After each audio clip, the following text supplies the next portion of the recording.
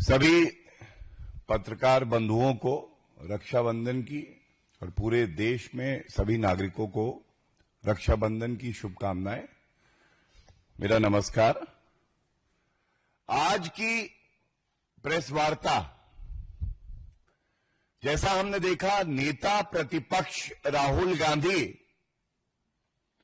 जिनको पूरा देश नेता प्रतिपक्ष कम नेता अपरिपक्व ज्यादा मानने लगा है, और एक दशक से ज्यादा समय से राहुल गांधी जी की छवि जो बनी है भारतीय राजनीति में, वो छवि थी अराजकता की। संवैधानिक संस्थाओं को बिना प्रमाण के नष्ट करने का प्रयास, आरोप लगाना। लेकिन बड़े भारी मन से जो प्रेस वार्ता राहुल गांधी जी ने करी और एक संवैधानिक संस्था इलेक्शन कमीशन ऑफ इंडिया, निर्वाचन आयोग पे जिस तरह से बेबुनियाद आरोप बिना तथ्यों के झूठ बोल के लगाए, तो ये कहना गलत नहीं होगा, राहुल उर्फ अराजक तत्व अब राहुल उर्फ विध्वंसक हो गए हैं। अब वो विध्वंस करना चाहते हैं संवैधानिक संस्थाओं का, भारत के लोकतंत्र का। और बड़ी जिम्मेदारी से मैं एक बात कहना चाहता हूं, पूरा देश आज कह रहा है कि क्या नेता प्रतिपक्ष को यह शोभा देता है आपके कोई भी आरोप हो। आपको हक है अपने आरोप लगाने का भी और मुद्दे उठाने का भी, लेकिन धमकी देना, क्या नेता प्रतिपक्ष किसी भी संवैधानिक संस्था को धमकी दे सकता है?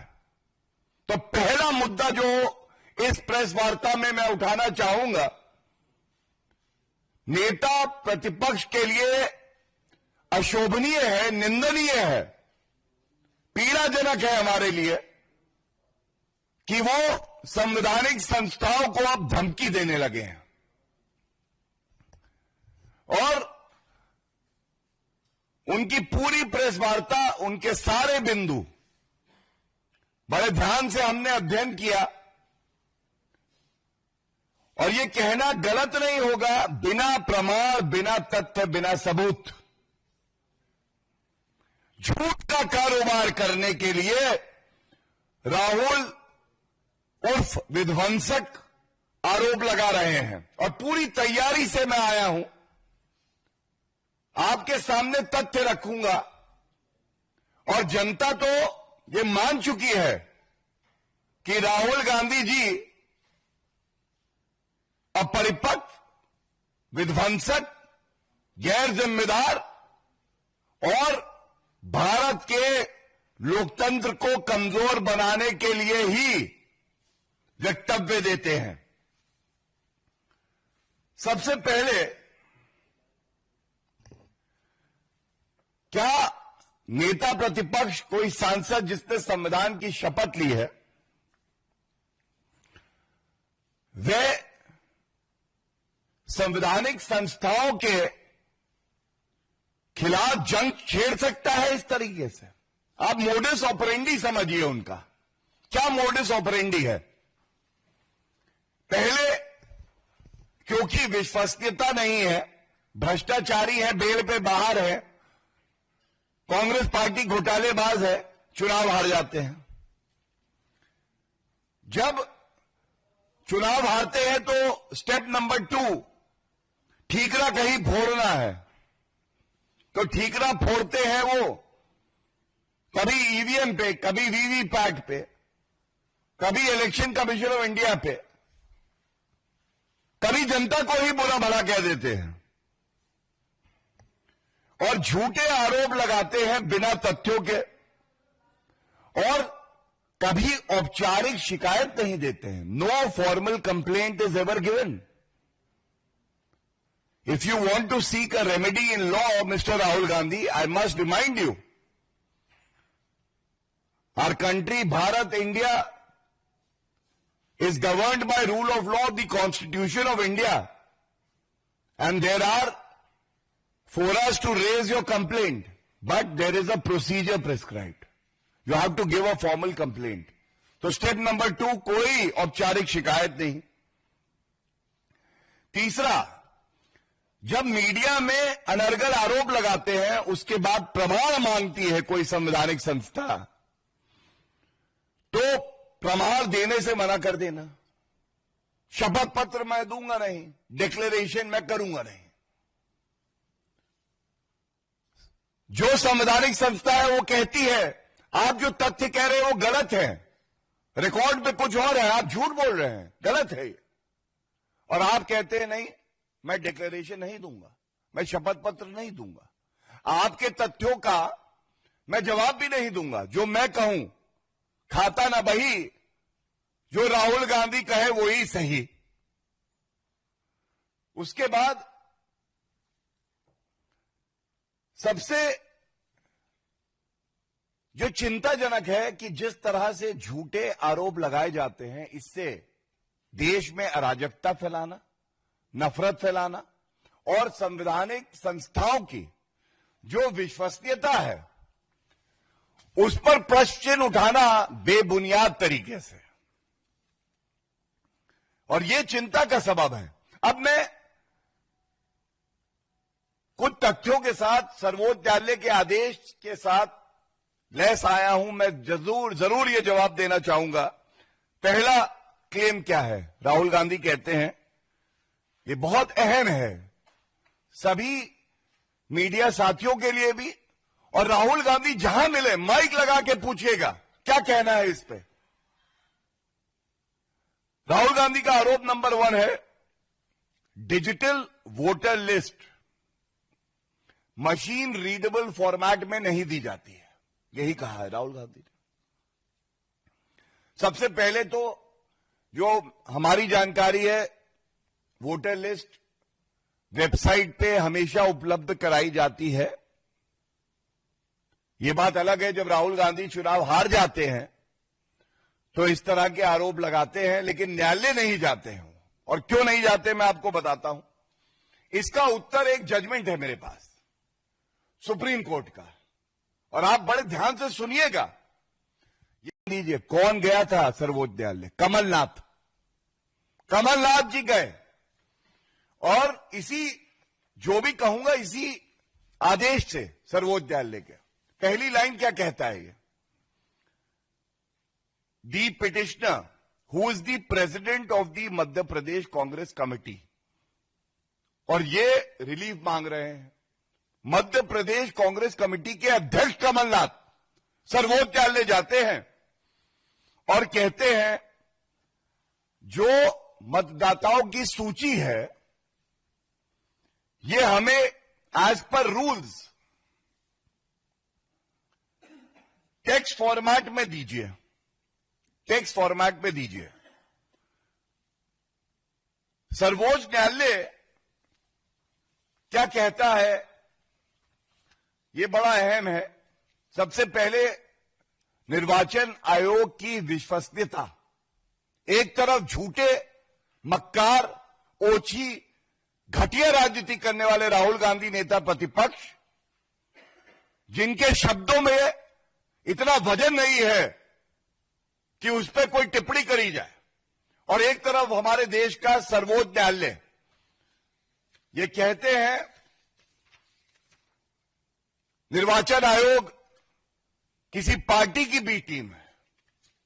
और मैं पढ़ता हूं एक पंक्ति इस आदेश से सर्वोच्च न्यायालय क्या कहता है. There is no doubt about the bona fides of election commission of India.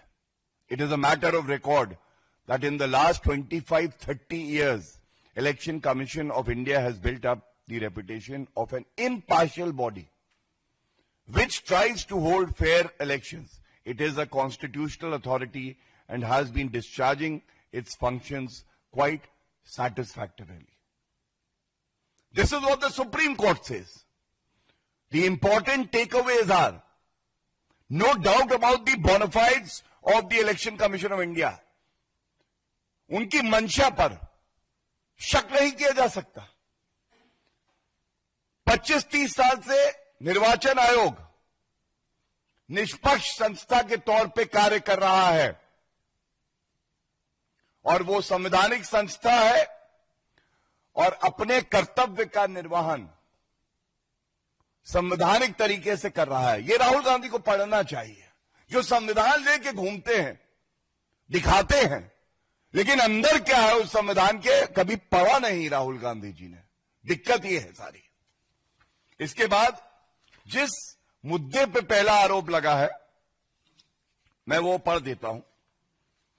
सर्वोच्च न्यायालय ने क्या तय किया?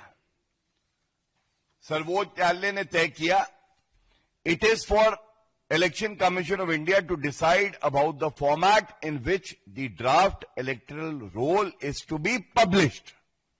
और ये क्यों, मैं इसका सारांश बता देता हूं। जब इलेक्टोरल रोल, जो हम जानते हैं कि कई लाख पन्नों पर चला जाता है, तो उसकी पीडीएफ कॉपी इमेज में ये दे दी जाती है। इनका कहना था कि वो सर्चेबल हो टेक्स्ट फॉर्मेट में। तो सर्वोच्च न्यायालय ने यह पाया, एज पर द रूल्स, जो भी रेलेवेंट रूल्स हैं, कि कोई आवश्यकता नहीं है। ये जो आप आरोप लगाते हैं और आपकी जो याचिका में प्रेयर है, निराधार है। इलेक्शन कमीशन ऑफ इंडिया कानून का पालन कर रहा है, बिल्कुल स्पष्टता से कहा। और इसके बाद एक और लाइन में पढ़ दूं, we are therefore of the opinion that the format in which the draft electoral roll is supplied to the petitioner fulfils the requirement contained in the election manual. जिस तरीके से निर्वाचन आयोग इलेक्टोरल रोल को उपलब्ध करा रहा है सभी पार्टियों को, वो कानून संगत है, संविधान संगत है।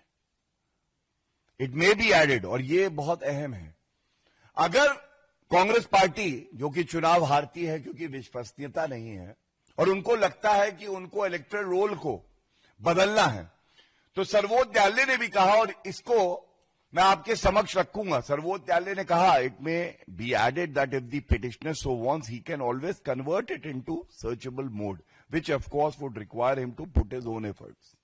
आप भी मेहनत करिए, आप बदल सकते हैं उसको, आज टेक्नोलॉजी है। अब राहुल गांधी जी अगर टेक्नोलॉजिकली साउंड नहीं है तो इसमें भारत का लोकतंत्र कुछ नहीं कर सकता, लेकिन बदला जा सकता है, यह सर्वोच्च न्यायालय कह रहा है। तो इसलिए पहले मुद्दे पे मुंह की खाई, गलत तथ्य बोल के गलत आरोप लगाना राहुल गांधी की आदत है।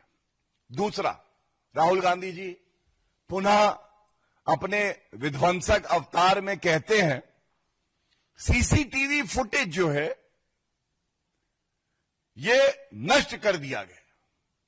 कोई भी चुनाव हो, सीसीटीवी फुटेज नष्ट कर दिया जाता है, कोई प्रमाण ना बचे।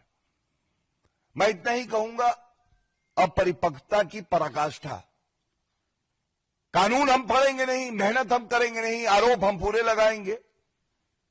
और ठीक है, राहुल गांधी अपरिपक्व हैं, मेहनत नहीं करना चाहते, पढ़ना लिखना नहीं चाहते, लेकिन अधिवक्ताओं की एक फौज है कांग्रेस पार्टी में। चुनौती दे रहा हूं, क्यों नहीं उत्तर देते इस बात का? हमारे देश का कानून यह कहता है 45 दिन तक, 45 डेज के लिए जो वीडियो फुटेज है उसको प्रिजर्व किया जाता है। तो सवाल यह आता है कि 45 दिन के बाद क्या होता है? राहुल गांधी जी, क्या आपको जानकारी नहीं है? अगर election petition, representation of people's act, जो हमारे देश का कानून है, उसमें याचिका दायर कोई कर दे कि भाई मुझे आपत्ति है, चुनाव सही नहीं हुआ, तो वो फुटेज जो है प्रिजर्व कर लिया जाता है 45 दिन के बाद भी, और न्यायालय आदेश दे सकता है। तो ऐसा नहीं है कि 45 दिन के बाद सारा फुटेज नष्ट कर दिया गया।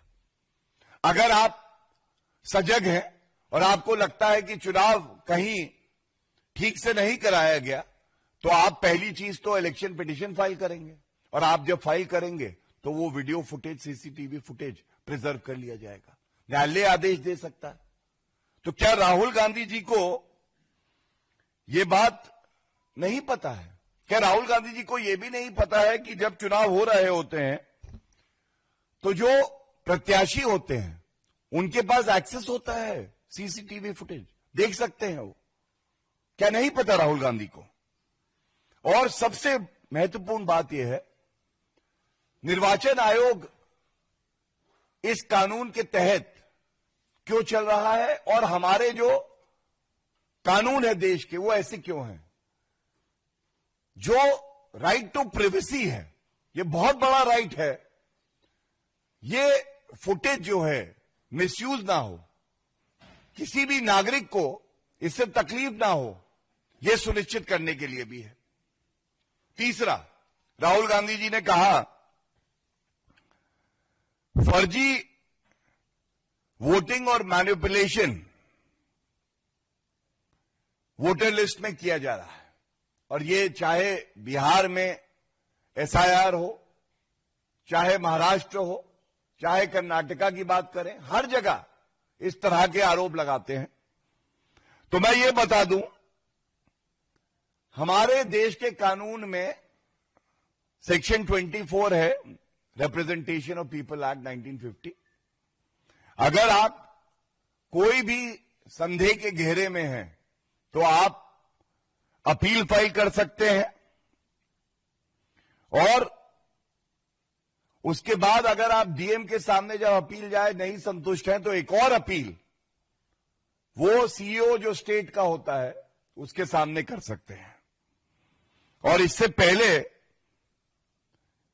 जब राहुल गांधी चुनाव की बात करते हैं तो उनको पता होना चाहिए 36 राज्य और यूनियन टेरिटरीज चुनाव खत्म हुए और कोई भी अपील एक प्रदेश को छोड़ के नहीं फाइल की गई। एक प्रदेश केवल था जहां पे फाइल की गई थी। और ये ऐसा नहीं है कि केवल कांग्रेस पार्टी ने अपील करी, 89 अपील्स आई, और ये महाराष्ट्र था, और यहां पर भाजपा ने भी कानून संगत तरीके से अपनी बात को रखा और अपील फाइल करी।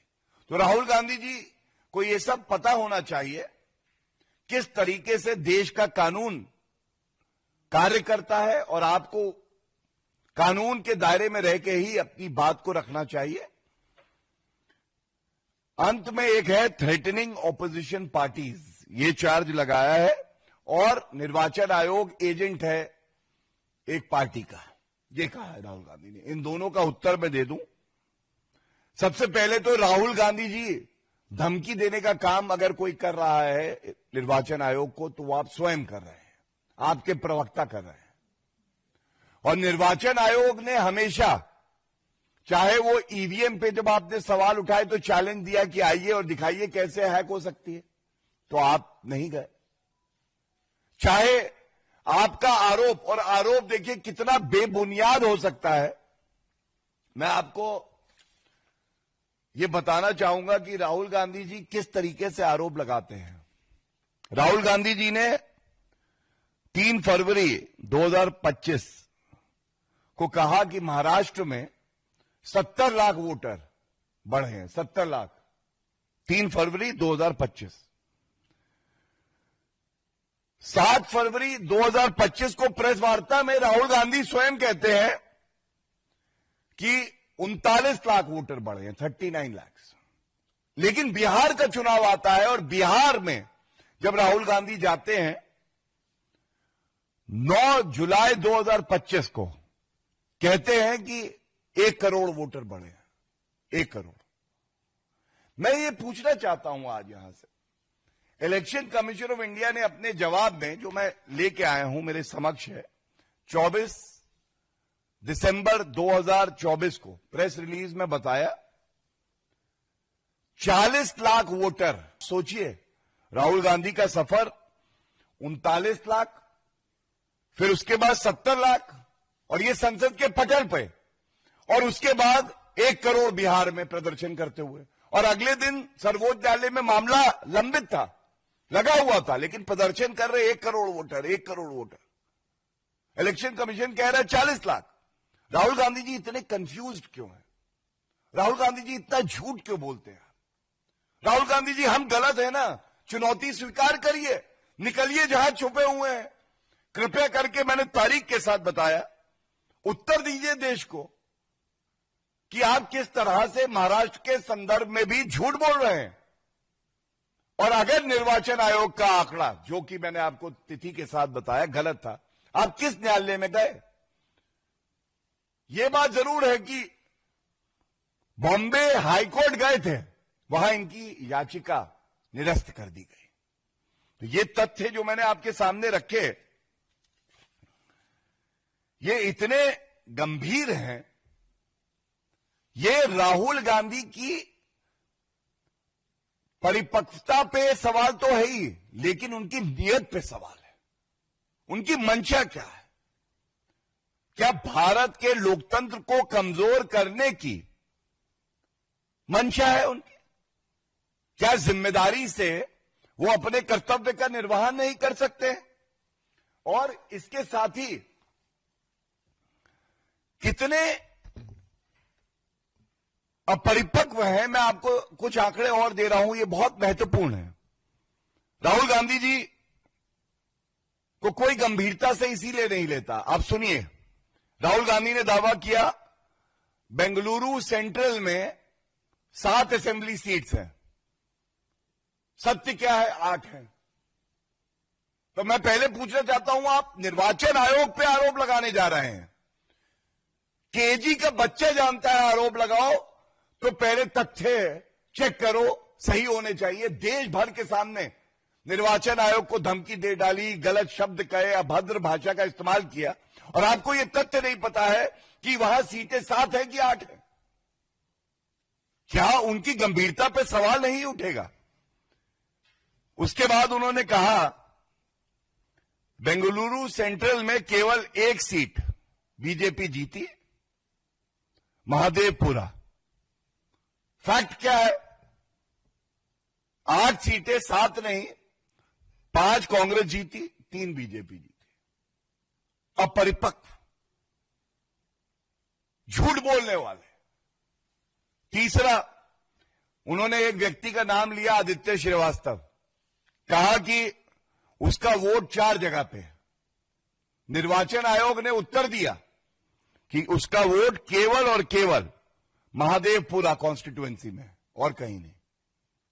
इसी तरह से एक और व्यक्ति का उन्होंने नाम लिया, उसका वोट इन्होंने कहा 3 जगह पे है, निर्वाचन आयोग ने कहा 1 जगह। तो 4 गलतियां बता चुका हूं। और 5वीं, इन्होंने कहा कि 2024 के लोकसभा चुनाव में कांग्रेस पार्टी बेंगलुरु सेंट्रल जीत रही थी और वोटों की चोरी हो गई। तथ्य क्या है? 2009 में यह सीट अलग से बनी और उसके बाद से हर चुनाव में भारतीय जनता पार्टी वहां विजयी हुई।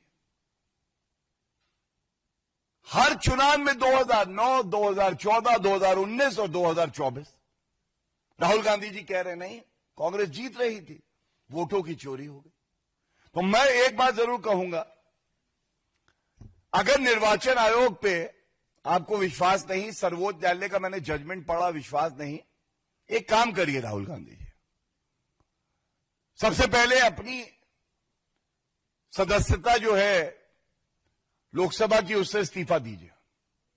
प्रियंका गांधी वाड्रा जी, आप भी सुन रही होंगी, आप भी इस्तीफा दीजिए। सोनिया गांधी जी, आप भी इस्तीफा दीजिए। और कर्नाटका, तेलंगाना और हिमाचल, जो 3 मुख्यमंत्री हैं कांग्रेस पार्टी के, ये तुरंत इस्तीफा दें। क्यों? क्योंकि उसी निर्वाचन आयोग पे आप सवाल उठा रहे हैं, कह रहे धांधलेबाजी होती है। तो कम से कम नैतिकता के आधार पर पहले इस्तीफा दे दीजिए और उसके बाद सर्वोच्च न्यायालय जाइए, उच्च न्यायालय जाइए, जनता के बीच में जाइए। लेकिन यह नहीं चलेगा मीठा मीठा गप गप, कड़वा कड़वा थू थू। Whatever suits me, I accept it. Whatever is inconvenient, I will reject it. I will cast aspersions on the EC. This will not work. And let me end by also just giving quick facts about the Bihar SIR. अभी तक 8 दिन पूरे हो गए हैं objection के। हम सब जानते हैं कि डेडलाइन जो ऑब्जेक्शंस देने की है ये 1 सितंबर 2025 तक है। आज 9वां दिन चल रहा है।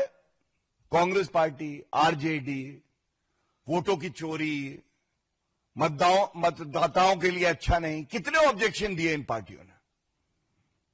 आप जान के अचंभित रह जाएंगे, एक भी नहीं, zero objection from these political parties.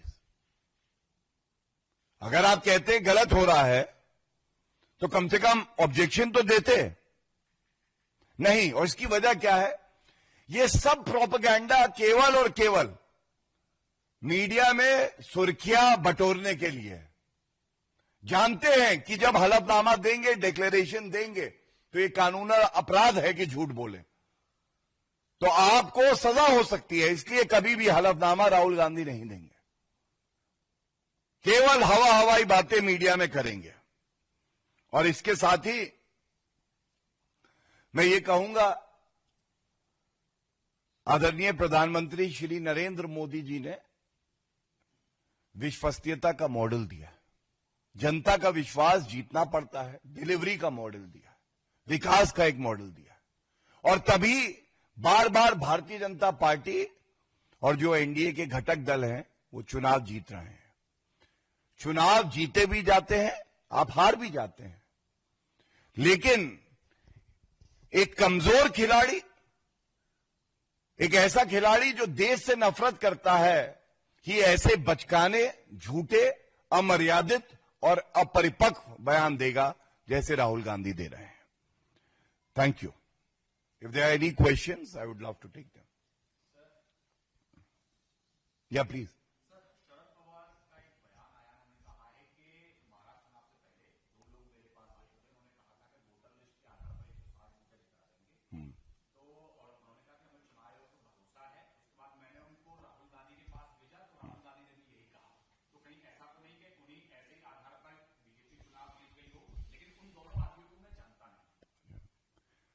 देखिए, क्योंकि आपने भी जो प्रश्न किया है ये जुड़ा हमारे इलेक्शन से ही है, मैं इतना कहना चाहूंगा कि अगर ऐसे व्यक्ति होते हैं जो इस तरह की टिप्पणी करते हैं, तो ये लोग राहुल गांधी और शरद पवार के पास ही क्यों जाते हैं सबसे पहले? इसका मतलब घोटालेबाज पार्टी कांग्रेस पार्टी, और ये लोग जिनकी कोई विश्वसनीयता नहीं है, कोई प्रमाण नहीं है, सिर्फ क्लेम्स हैं, ये लोग कांग्रेस पार्टी और शरद पवार जी जैसे लोगों को ही ढूंढते हैं। दूसरा, मुझे नहीं पता, लेकिन शरद पवार जी से ये सवाल जरूर पूछिएगा। नागरिक हैं, उनका भी कर्तव्य है जनता के प्रति, संविधान के तहत। जब ऐसे लोग उनके पास आए तो उन्होंने कोई फॉर्मल कंप्लेंट दी थी क्या? कोई शिकायत दी थी उन्होंने पुलिस को? क्या वो न्यायालय गए थे? चुनाव तो पार्टियां लड़ेंगी, कोई पार्टी जीतेगी, कोई हारेगी, लेकिन लोकतंत्र का सेनानी होने के नाते क्या उन्होंने कोई कंप्लेंट, शिकायत पुलिस में दी हो, या कोई प्रेस कॉन्फ्रेंस करके इस विषय को उठाया हो, निर्वाचन आयोग को कोई शिकायत दी हो, या न्यायालय गए हो? ये कृपया करके वो जरूर बताएं।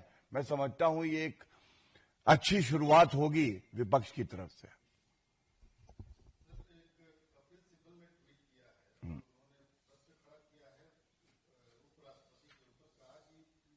इस टॉपिक पे पहले और कोई सवाल हो उसके बाद। Any other questions on the today's PC topic? अच्छा, हो गया, धन्यवाद। कोई प्रश्न नहीं है, अब आप पूछिए।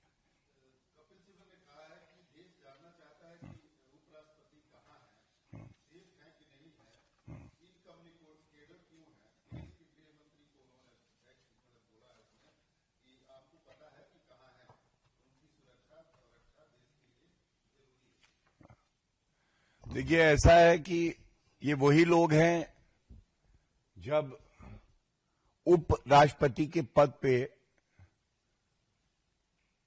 ये लोग सवाल उठा रहे थे उन पर,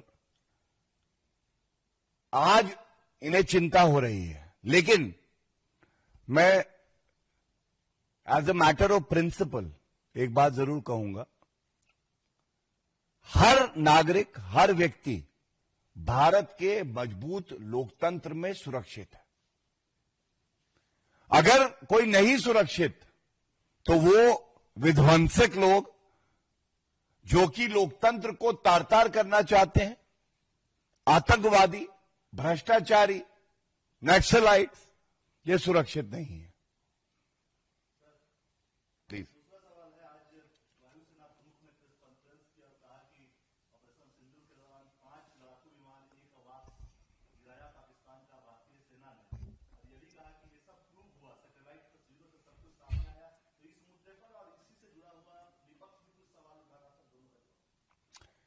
देखिए, सबूत गैंग कहूं, पाकिस्तान प्रेमी गैंग कहूं, भारत विरोधी कहूं, राफेल का मजाक उड़ाने वाला कहूं, प्रधानमंत्री जी का सर तन से जुदा का ट्वीट करके डिलीट करने वाला गैंग कहूं, लेकिन यह करारा थप्पड़ तो है। हमारी सेना विश्व में सबसे वीर है, यह हर भारतीय का मानना है।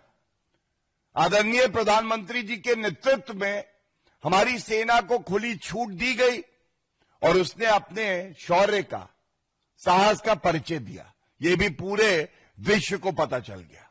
आतंकिस्तान थरथर कांपा हमारी ताकत देख के, यह भी सबको पता है।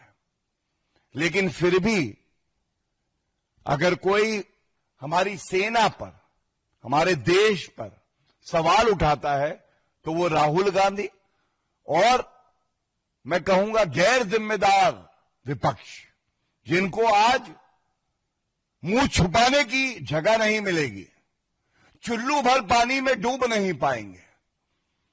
हां, अगर वो हमारी वीर सेना पे भी विश्वास नहीं करते तो बात कुछ और है। That's it. Thank you so much everyone. Happy Rakshabandhan once again.